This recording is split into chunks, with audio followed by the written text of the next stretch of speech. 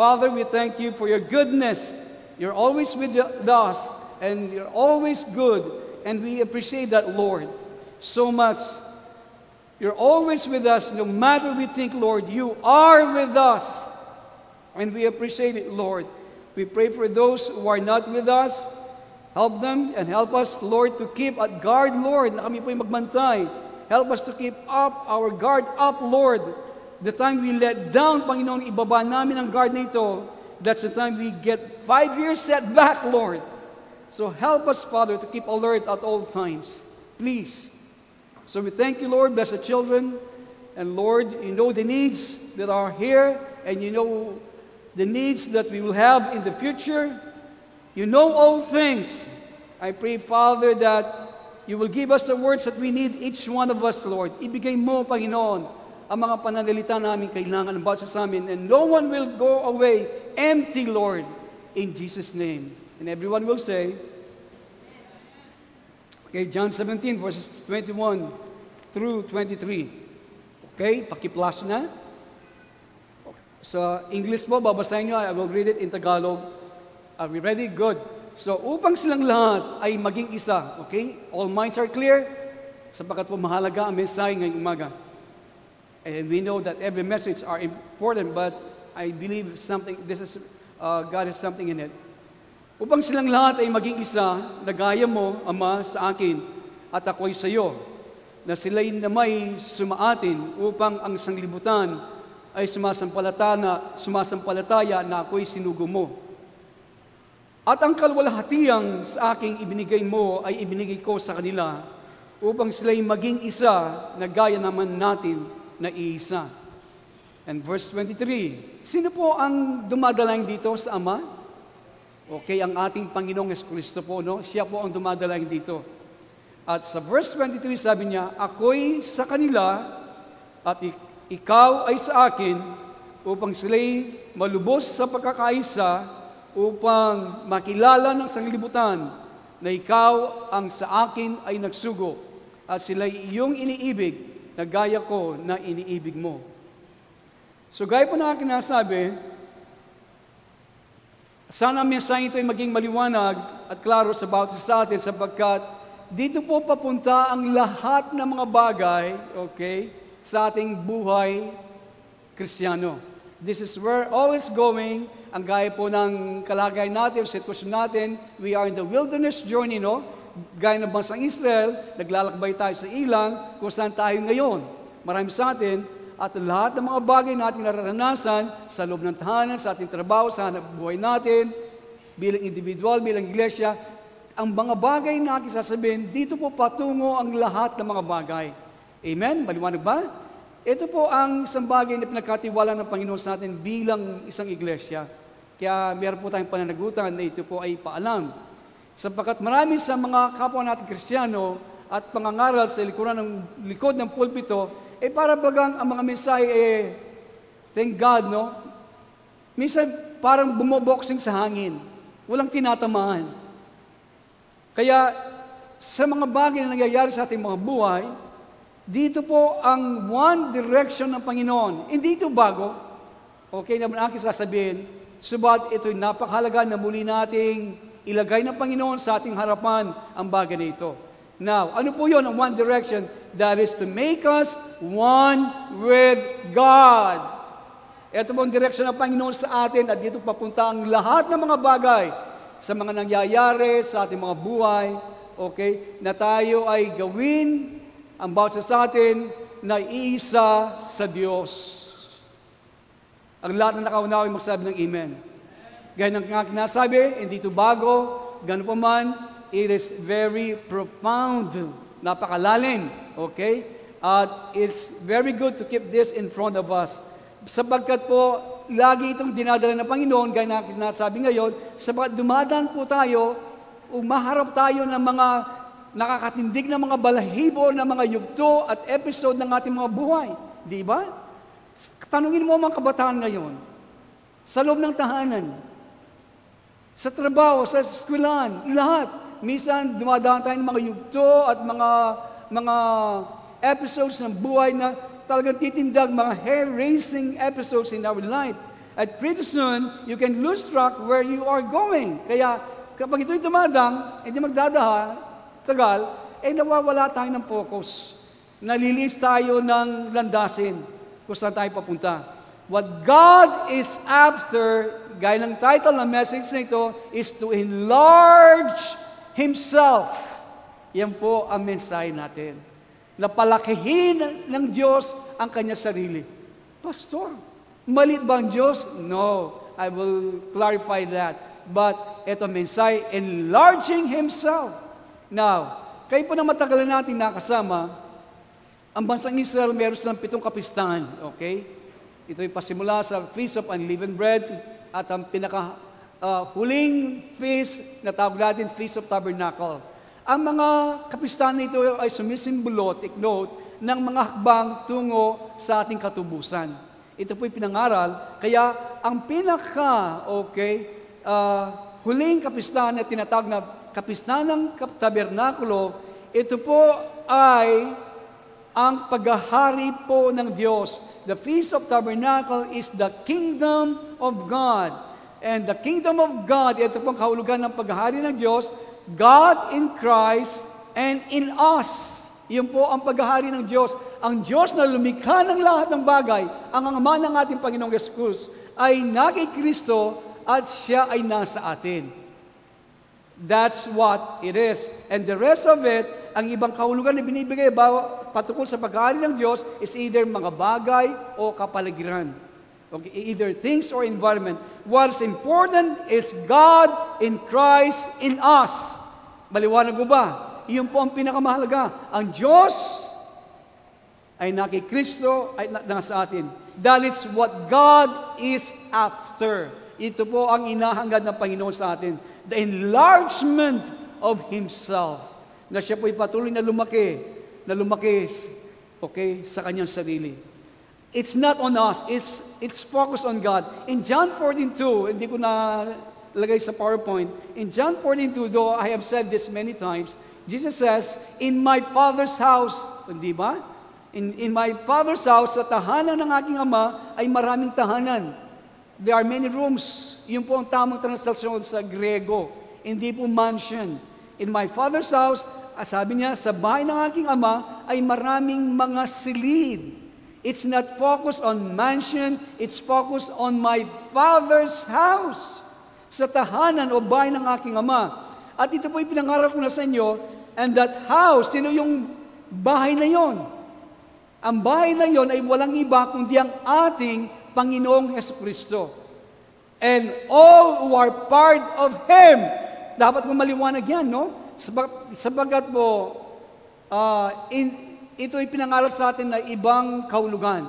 The Father's house, ang bahay ng Ama, ay walang iba kundi ang ating Panginoong Jesucristo at lahat ng mga tao na bahagi niya.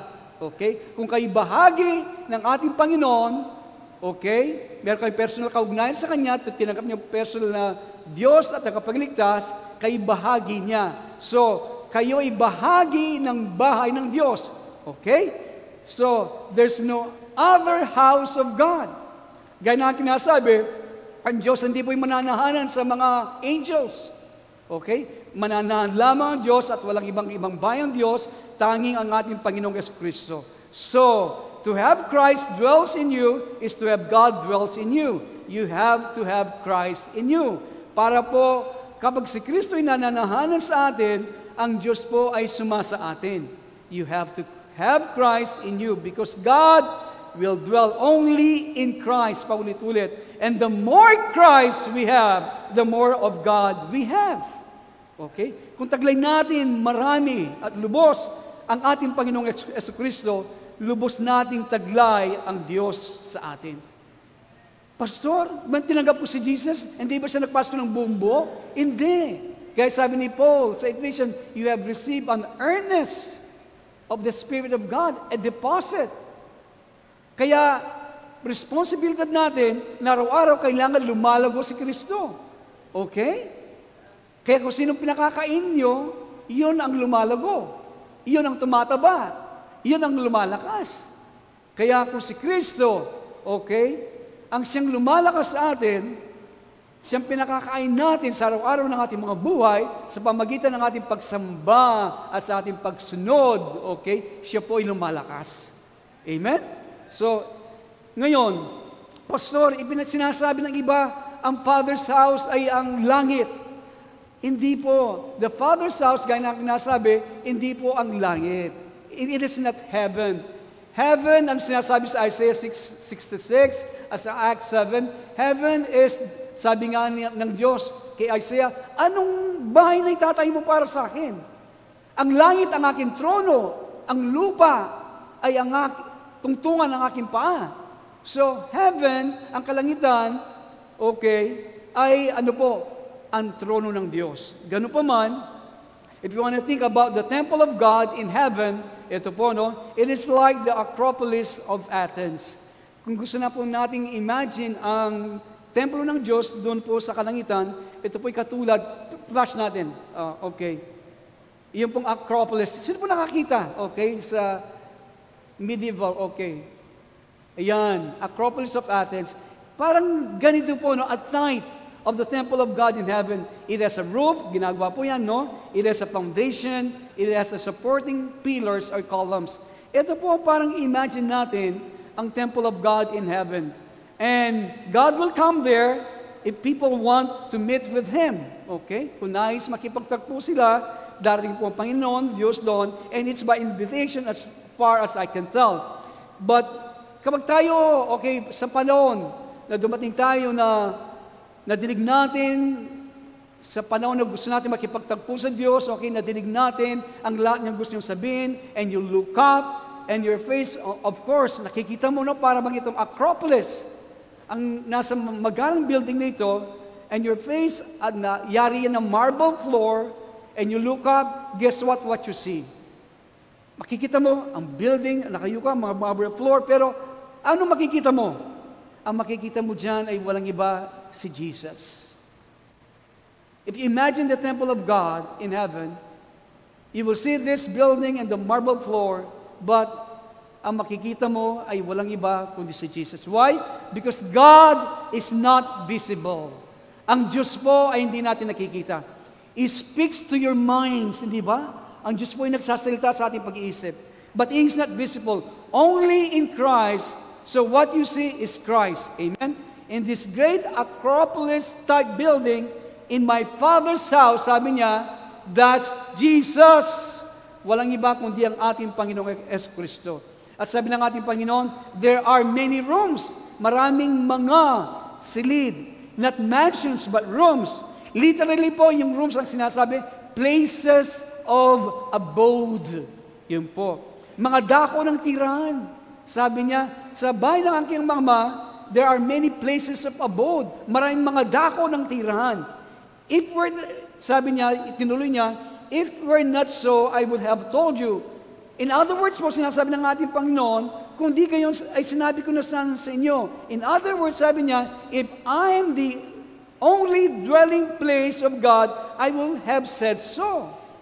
Kung ako lang tanging sanang, sabi ng ating Panginoon, na ako'y pananahanan ng Diyos, sinabi ko na sa inyo, kung yan po ang mangyayari, na siya lang, okay, ang pananahanan ng Diyos, sinabi niya sa atin. And then things would have been altogether different. Kung yun po, no, na ang magiging destiny natin to have Christ with us, take note, magsisip po ako, no, kung ang destiny natin, ang kailangan natin ay makasama lamang si Kristo. Christianity would be one thing, and by and large po, for 2,000 years, ito po ang ipinaalam, ipinangaral, Christ with us. Ito po.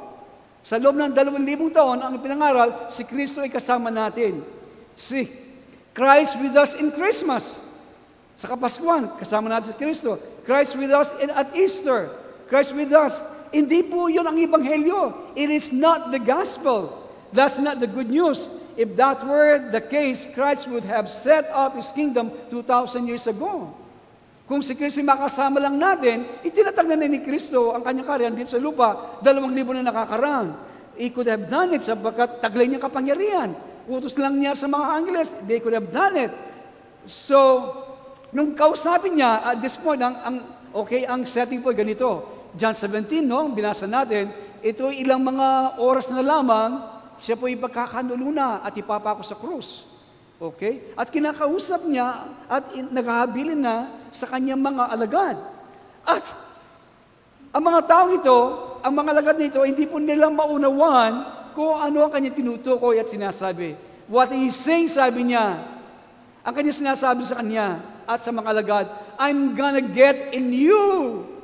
I will live in you. Yun po kanyang dinidiin. Ako ay magpapasok sa inyo. Ako ay maniniral sa kaloob-looban nyo. And that is the gospel. Yan po ang ebanghelyo. And if Christ were with us, kung si Kristo ay kasama lang natin, ang demands po will be reasonable. Ang ibig sabihin, ang kakailangan sa ating bahagi ay reasonably lang.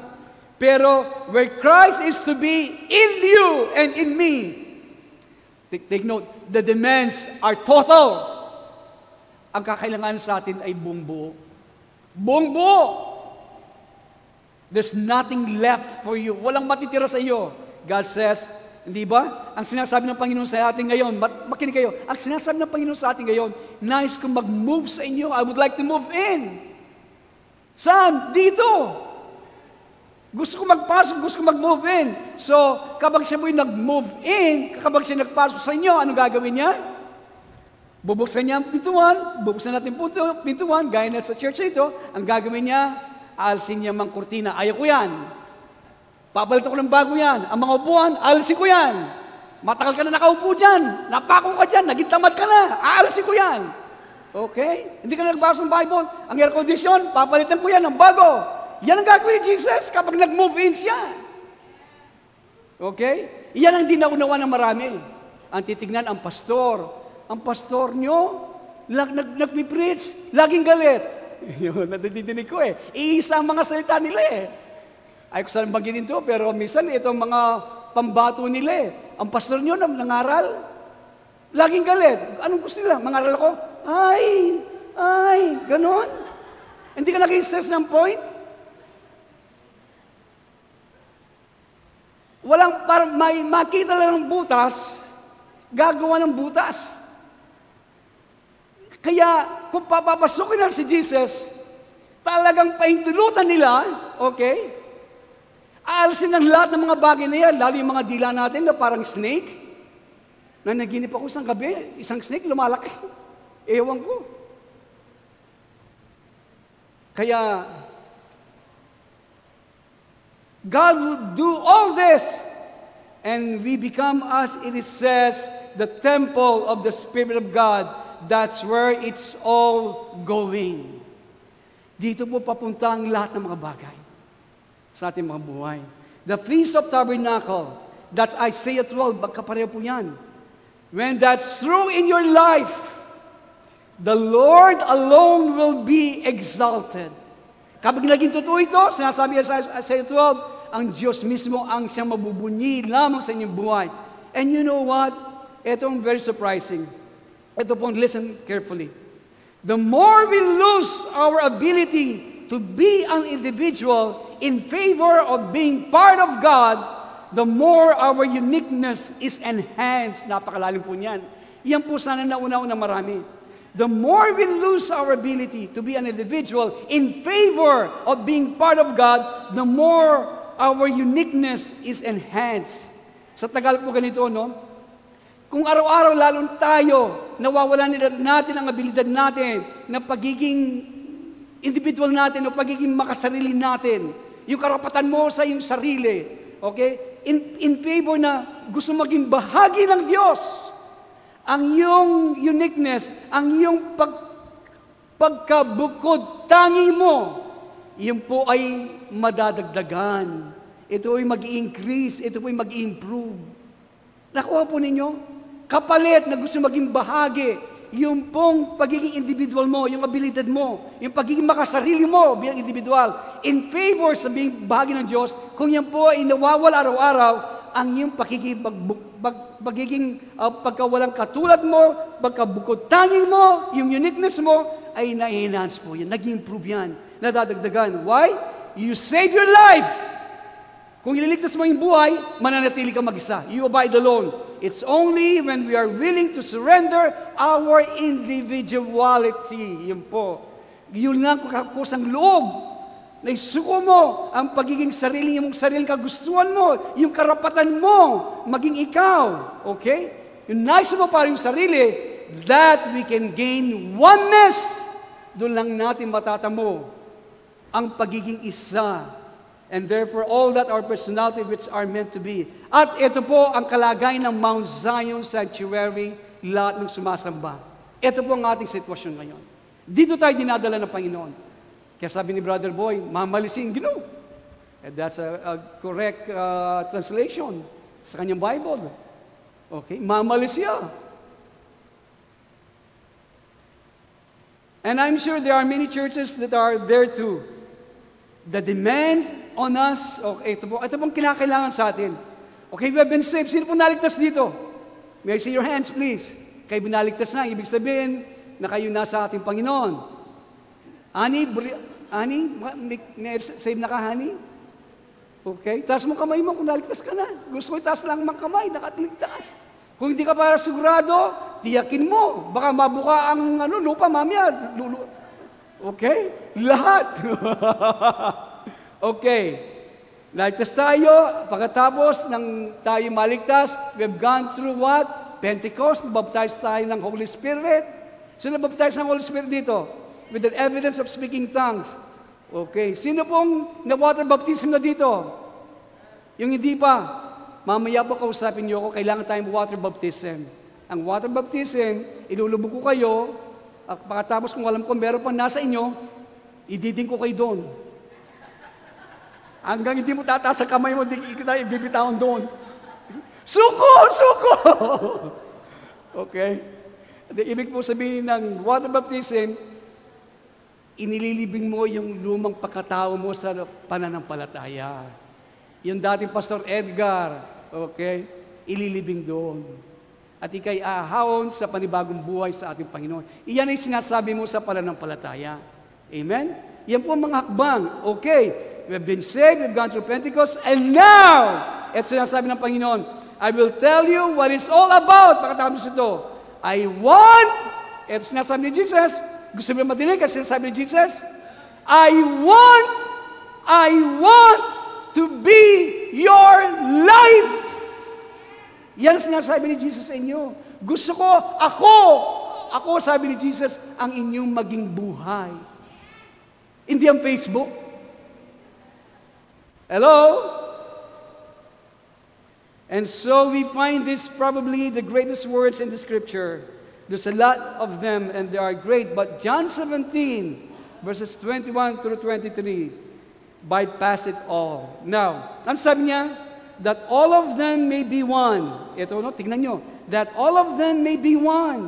Upang silang lahat ay maging isa. What is the characteristics of the Christian church today? Ano po ang katangian ng mga Kristiyanong iglesia?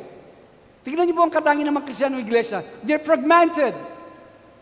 Tingnan niyo po ang mga iglesia ngayon, mga Christian churches, they're fragmented. Ang ibig sabihin, putol-putol, iwalay-iwalay.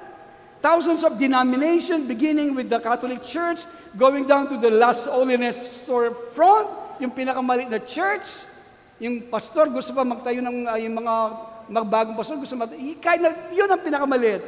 Anong katangian? They are what? All odds with each other. Ito po ang katangian ng iglesia ngayon, fragmented na, at they're all odds with each other. Ang ibig sabihin, nandun po ang naglalamangan, gulangan. Ito pong katangian ng mga church, why? They had odds with each other. Bakit po? Anong palagay mo naggugulangan, naglalamangan? Bakit po? Can you guess? It's because people want to exert their will. Ginigit nila ang kanilang kalooban. That's why they are, okay, its denomination wants to exert its will, fellowship, malaki at maliit. Okay? Merong gulangan. Alam po niyo, nakakalungkot, no? Minsan meron nag-a-attend dito, nakakasama mo, baka tapos gumugulang. Impastoryo, muaya, galit kapag nagpipreach. Sorry, sister. Iyan ang mga dahilan na didinig ko. So on and so forth. Dito na lang, no, o sa loob ng tahanan. Sana po, maalis lahat yan. That's Adamic. Magpakalapit ka, sip-sip ka. Okay? BM1 ka rin, kaya BM1, ang kaloob na ni church, sa loob ng church. Pagkatapos, mamaya kapag umalis ka, kasama mo na sila. Hindi ko makompute ito, no? Ito lang, kahit nasa Amerika nangyari. Ibinigay mo ng lahat, buhay mo, kapag nangangailangan sila, nagsusuicide, pupunta ka doon, hating gabi, drive ka ng 1 hour. Pagkatapos, lahat ibinigay mo, nakasama mo sila.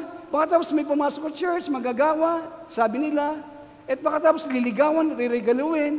Pagkatapos, mamaya meron lang sasabihin na konti laban sa akin. Paniniwalaan. Yan hindi ko makunawaan eh. Mas pinaniwalaan yung ilang panahon lang nakasama kesa abang buhay mo, ibinigay mo, nakita anong buhay mo, pagkatapos may darating, konti lang, yun ang paniniwalaan. Sabi ko, Lord, kayo na kumbala. Ayun, galit na naman ni pastora na kanyan, mag-preach ng mga kanyan. Ang sinasabi ko po, iyan pong katangian ng churches ngayon, mga denomination, sa loob ng mga fellowship, nagugulangan. That's a daming immature. But Jesus, sabi ni Jesus, Jesus prayed. How many believe that God will answer Jesus' prayer? Sino po naniniwala na pakikinggan ng Diyos ang kanyang panalangin? Ano panalangin ni Jesus? Upang silang lahat ay maging isa.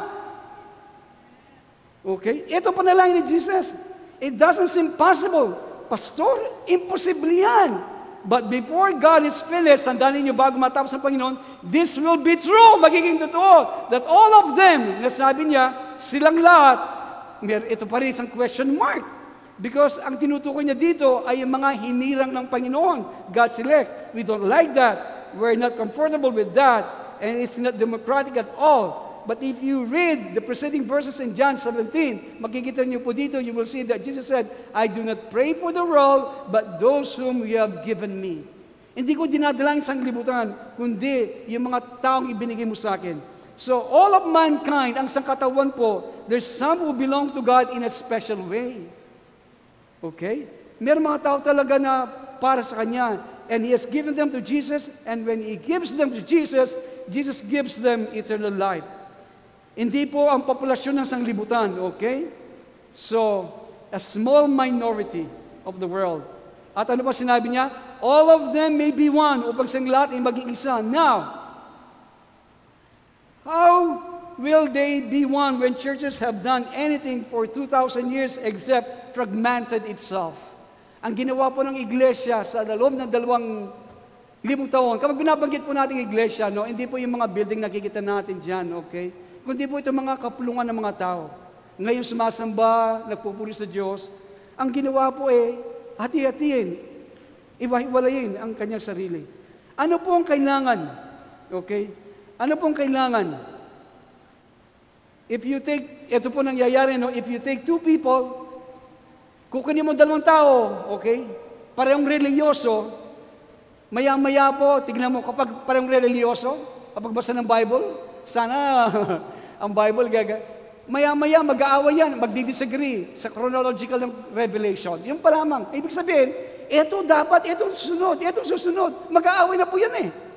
Okay? Ito po. But if Christ has come into maturity in each one of them, take note, kung ginawa mong 2 tao ito, kayo na religyoso, pero kung si Kristo ay dumating sa ustong gulang, lumalabas sa kanilang kalooban, sa kanilang buhay, then automatically, okay, they are one.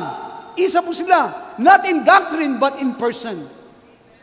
Hindi sila makamukha sa katuruan, but sa persona na nasa kanila.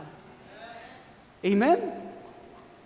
Now, the Bible teaches clearly in Revelation chapter 10 and 6-6 that the maturing of Christ in His people will suddenly accelerate and come to maturity in the last days. Tandaan po ninyo, yan po sinasabi ng Revelation 10 and Isaiah 66. Na ang pagmamature, ang pagdating ng mga, ang pagdating o pagmamature ng ating Panginoon, yung tayo makarating sa gustong gulang, okay, kay Kristo sa kanyang bayan, ito po ay bibilis. Okay? Bigla po, ito po ay bibilis. At tayo po ay magmamature, okay, sa huling mga araw. At ito po nakikita ko ngayon. Okay? It reminds po, I would like to elaborate that.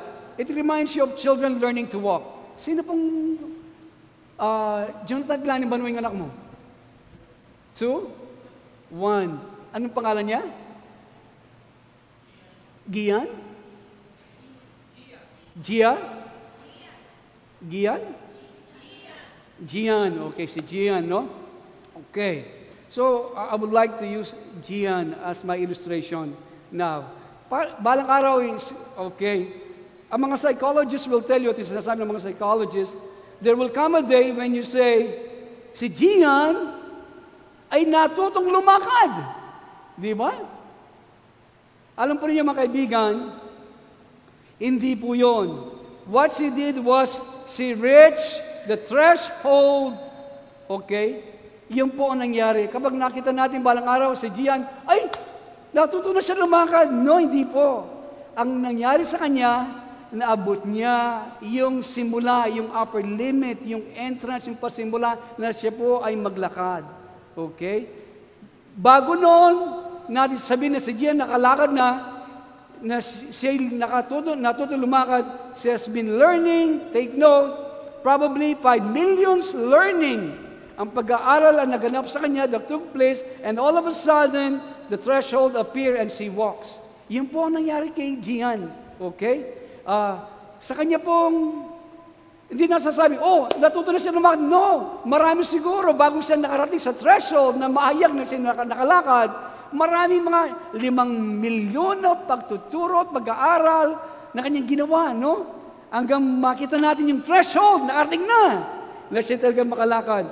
Okay, ang nangyari po, she get her balance, orientation of her surrounding, para bagang siguro, makikita mo yan, alam mo siguro, no? This is your first baby, second baby na, no? Second baby na, Jonathan. Makikita mo siya mismo, matututo, no? Ang kanyang kapaligiran, hawak-hawak siya, pagkatapos nadadapa siya, okay, tumitigas ang kanyang mga tuhod. Maraming nangyayari sa kanya. Ang kanyang mga mata ay natututo na, napofocus na, and so on and so forth. And all of a sudden, sa hindi natin inaasahan, bigla, she can walk. And she did not learn to walk at the time. Okay? So, bakit po dinidiin yun? And that's the way it is with Christ in us. Okay? Ganito rin po sa atin ang pamamaraan na si Kristo yung sumasa atin. Isn't that parang dormant? No, it's not dormant. It's not that idea.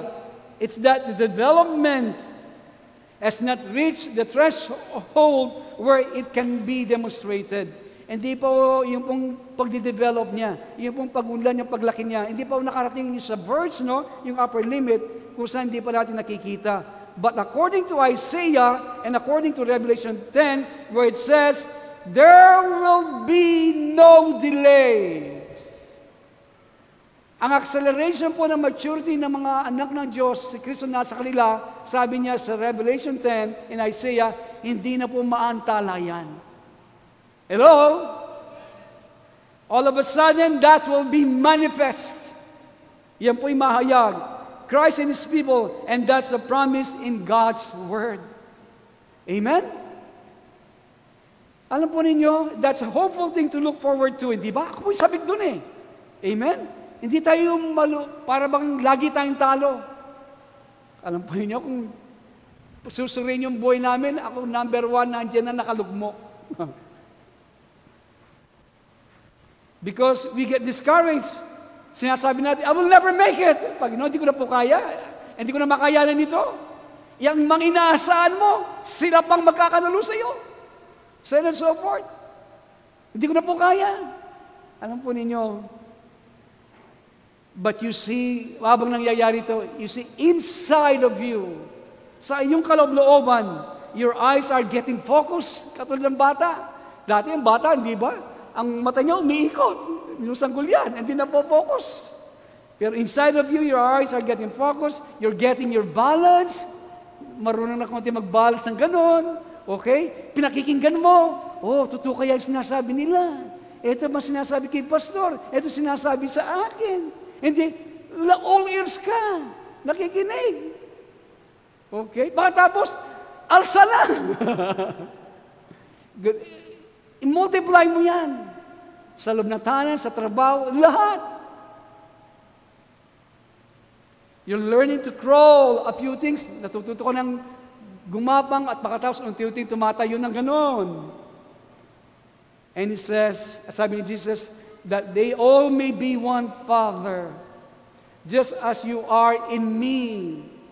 Upang silang lahat ay maging isa na gaya mo, Ama, sa akin at ako'y sa iyo. See? Etong panalangin ng ating Panginoon. Come on. How strong is the unity between the Father and the Son? Paano po kalakas ang pagkakaisa ng Ama at ng Anak? How close is it? And furthermore po, ang mga theologians, they have come up with this, that they are the same person. Hindi ba nasabi natin? Ito tinuturo ko noon, na ang Ama at ang Anak ay isang persona. The confusion, ito po, they are not the same person. Ngayon pa lang ituwid na natin, ang Ama at Anak, they are not the same person. Hindi po sila isang persona. Yung pong when we, this talking about the union of believers, when we are one with one another, okay, when we are one with another, as Jesus and Father are one, okay, we won't be one person. Okay? Paliwanag po. Kapag po tayo ay naging isa, ang bautismo sa atin, katulad po ng Panginoon at ang Ama ay isa, hindi po tayo isang persona. Okay? We are highly unique individuals. Take note. We are highly unique individuals.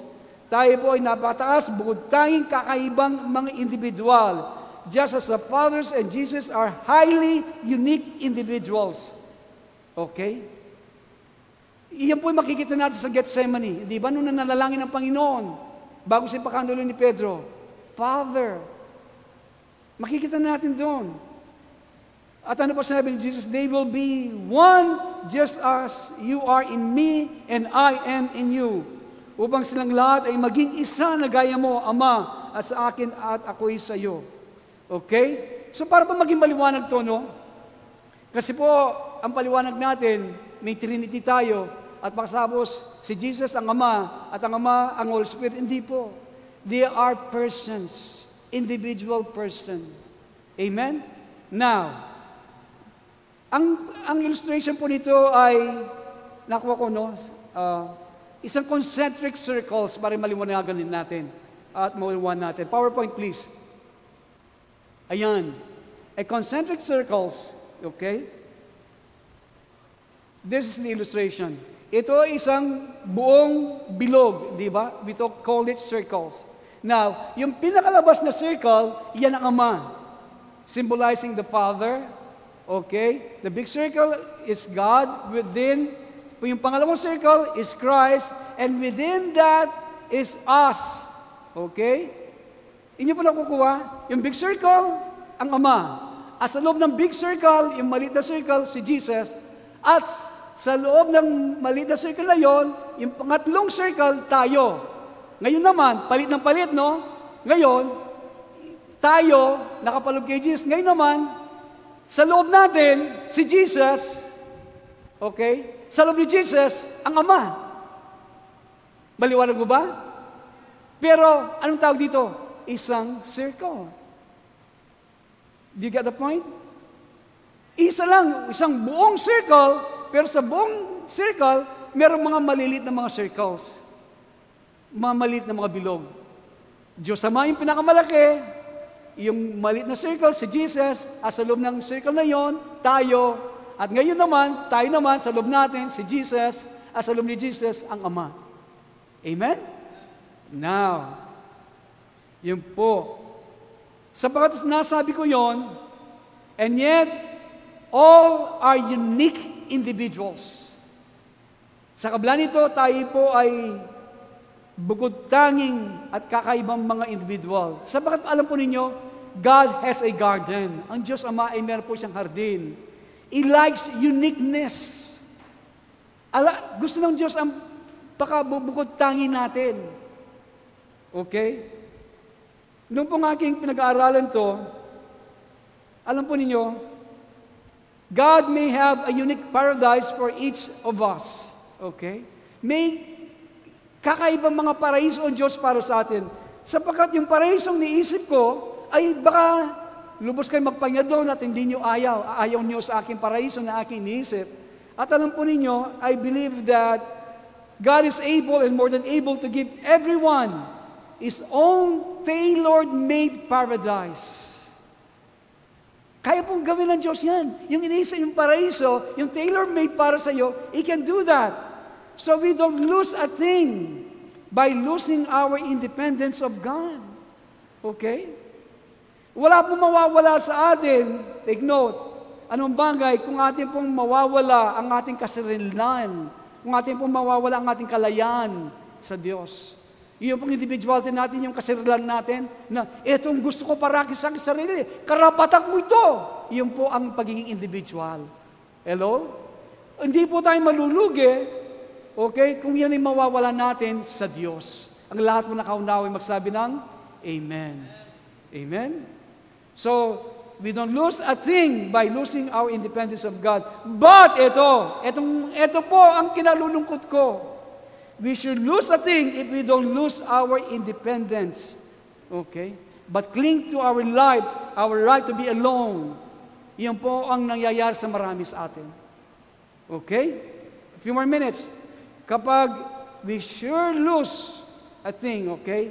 Ito mo mawawala kung hindi natin bibitawan yung ating kasarilan, yung ating kalayaan, okay? At tayo ay hahawak tayo na mahigpit sa ating sariling buhay, yung sariling karapatan natin na I am a captain of my soul. Di ba sa ating literature?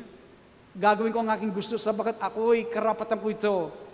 I go to be what I am. I got to be what I am. Karapatan ko ito. Ang gusto ko, itong gusto ko para sa akin, this kind of thing. And that's where you lose. Doon tayo nawawalan.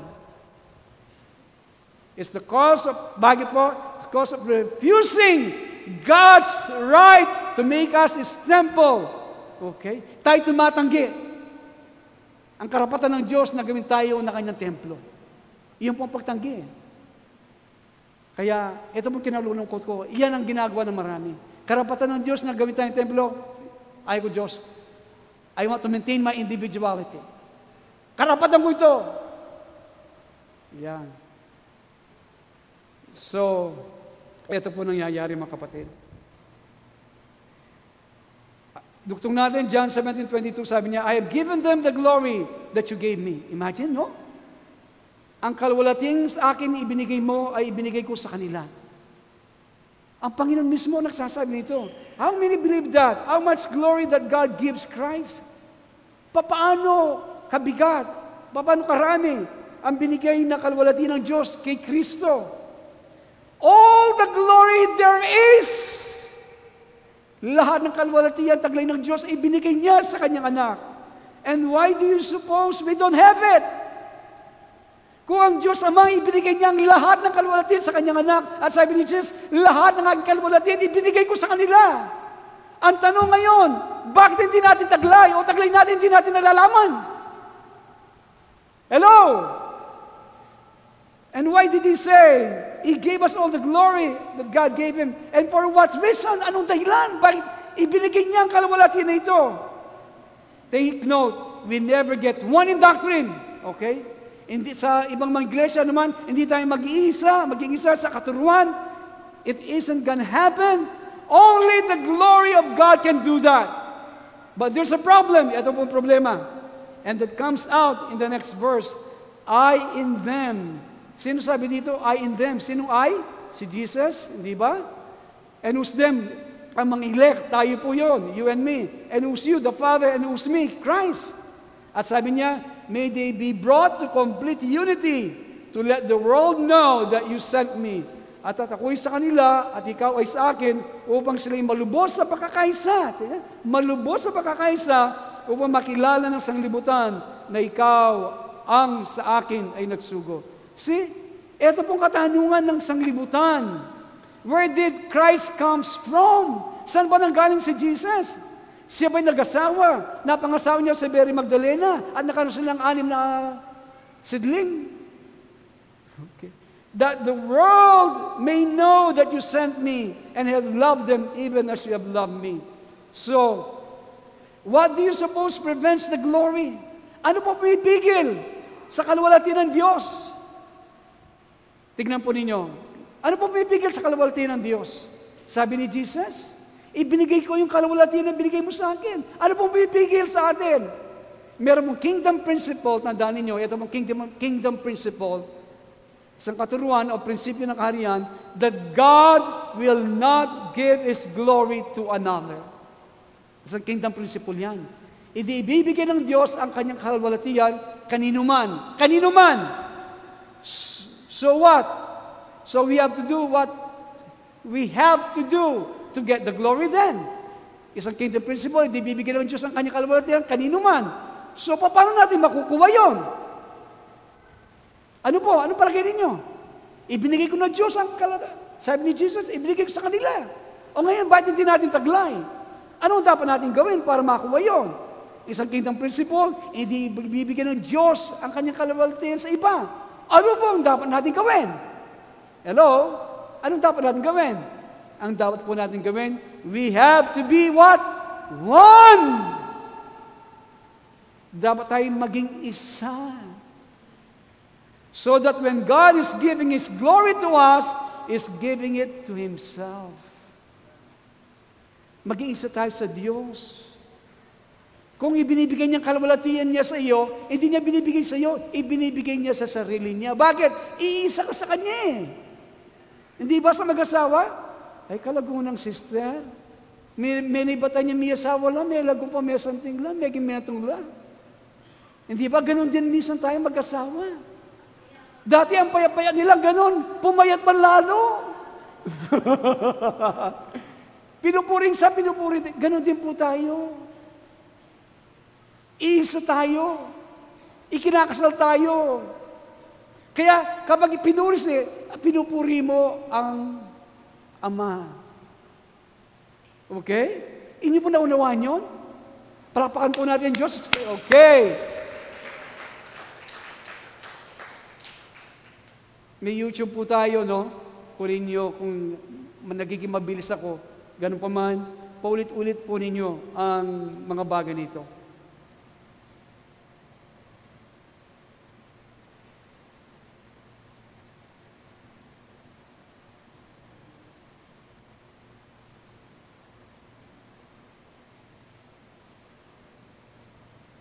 So, ano po ang solusyon ng Diyos? Mayroon pang mga punto dito, kulang lang ang panahon. Ano po ang solusyon ng Diyos atin ngayon na ayaw natin mag-cooperate sa Kanya? Gusto niya maging isa tayo. Ibigay ang kaluwalhatian na ito mahayag sa atin. Anong solusyon ng Diyos? Sapagat po, maging sa mga manggagawa, sino mo sa atin, napakatakas ng personal na ambisyon. Okay? Meron pong isang pastor lumapit sa akin, just office. Pinapaalam ko sa iyo, pastor. Sabi niya, gusto ko mangaral ako sa maraming tao. Ngayon sinasabi ko na sa iyo. Ngayon po maraming mga sa ating pagkakataon, sa ating kapanahunan, for the first time in history, isang ordinaryong tao sa loob ng church, they have access of the Holy Spirit, they could pray for the sick, they could speak in tongues, ang mga giftings, in-access po na lahat ng mga tao, ng mga Kristiyano ngayon. Kaya lang masaklap ngayon. Sabi niya, lumabas tayo, magkaisa tayo. Okay? Iligtas natin ang mundo at namamatay sila dahil sa papunta ng impyerno. Magkaisa tayo. Alam po niyo, do ang aking abilin sa inyo, each one bring one, okay? Ilan ang gumagawa niyan. Pero bago natin gawin yon, kung tayo na yung magkaisa at wala ang Diyos, nagiging anti-Kristo tayo. Ginagamit mo ang mga kaloob para sa iyong sariling personal na ambisyon. Gusto ko mangaral ako!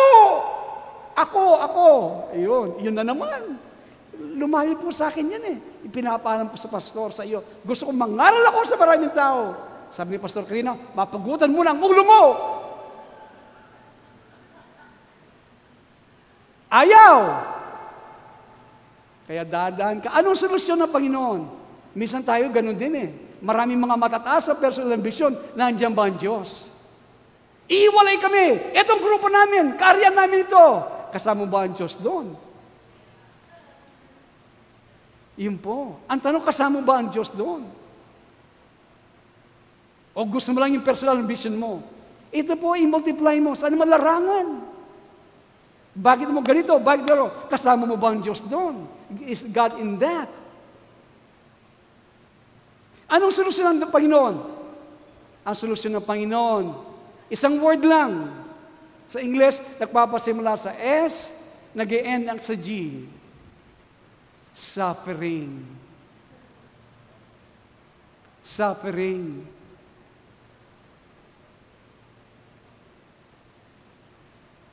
Because suffering, okay, suffering, pagtitiis, paghihirap, pagtitiis, if it's taken right, kung ito'y tinanggap mo ng matuwid, it causes us to cease from our personal ambition.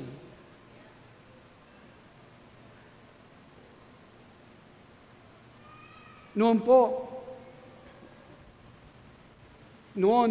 nung evangelist ako for 10 years, gusto ko iligtas ko ang buong Pilipinas. Kaya crusade ako doon. Wala pong masama doon eh. Sapat ako nakadinig talaga sa Panginoon. Na ako'y lumabas at mangaral sa gitna ng palengke. I heard from God. Kaya alam ko naging bunga nito. At nakita ko ang bunga. Pero sumobra. Okay? Hanggang ako'y mapagod. Hanggang mag-ship ang Panginoon sa aking buhay. But still, I know God has called me in that. Pero ngayon po, I didn't care. Wala akong pakialam. Okay? Being an apostle. Pastor, kailangan apostle ka na. Kailangan bishop ka na. Okay? Tawag sa iyo, bishop. Lahat nandito sa Angles, mga pastor, bishop na. Okay? Wala na akong pakialam dyan. Okay? I don't care if God does something great here in our church. Okay? But thank God, I know that not the revival will come. But this church belongs to God. Amen? If God says, live, we're out of here. Kung sabi ng Panginoon, alis kami, gatulad sinabi niya sa States, alis, gumawa ng parang Panginoon. We have no personal ambition at all. Wala po kami personal ambition dito. Tandaan niyo, you've got to get into the state of mind before you can give. God can give you His glory. Kailangan ganito po ang pag-iisip natin. He will not give His glory to somebody to go out and save the world sa kanya sarili kalakasan, para maging bida siya, para meron siya yung masabi, Pastor, nangaral ako dito, Hindi po ganun. Thank God, kung gagawin mo yan, kasama mo ba ang Panginoon? Anong ambition mo? Is looking for people who would just do what He says and then add to it. Ito pong hinahanap ng Panginoon. If God told them to go out, they will go out and share the gospel. Yun ang sinasabi ng Panginoon. Kung kayo, sinasabi ng Panginoon, at dito, ang sinasabi, each one bring one, if that's in your spirit, you can hear from the Lord. Then you do it. Ano man. Just do what He says. Like His mother said, ano sinabi ni Mary sa mga utusan, whatever He says to you, you do it. Ano mo sabi ng Panginoon, gawin ninyo. Okay? At alam ko po, it doesn't happen overnight because there's a lot of things that war against your spirit that you don't realize it, but you're trying to be something. And God wants us to be a place not to lose our ambition, but to direct it toward Christ. Gusto ng Panginoon na tayo makarating sa isang lugar na hindi po mawala yung ambisyon nyo, pero ituuno natin ang ambisyon tungo kay Kristo. Amen? So that we're ambitious towards Christ. Yan. Kung ambisyoso ka, yes, ambisyoso ako. Kanino? Kay Jesus. I love that verse that says in Philippians, for me to live is Christ and to die is gain. Gusto ko yan. For me to live is Christ. Ang mabuhay kay Kristo, mamatay pakinabang. What an attitude that is, that Christ may be magnified in my life. Sa buhay nito, si Kristo ay may tanghal, mabunyi. So that when they are looking at a person sa magnifying glass, okay? Hindi mo nakikita ang magnifying mo. Na magnifying buhay nila. Sana yung magnifying glass, ang makikita si Jesus na enlarged. Woo! Iyon po ang dapat. Magnifying glass ng Panginoon ng mga tao. Ang nakikita ko si Jesus, lumalaki. Yan po ang magnifying glass Di ba? That's where we're going. That's where we're going. Amen? If God can find people, just 10 or a few people who will do, gagawin nila ang sinasabi ni Jesus, this country, this city will change. Amen? Let's all stand, please.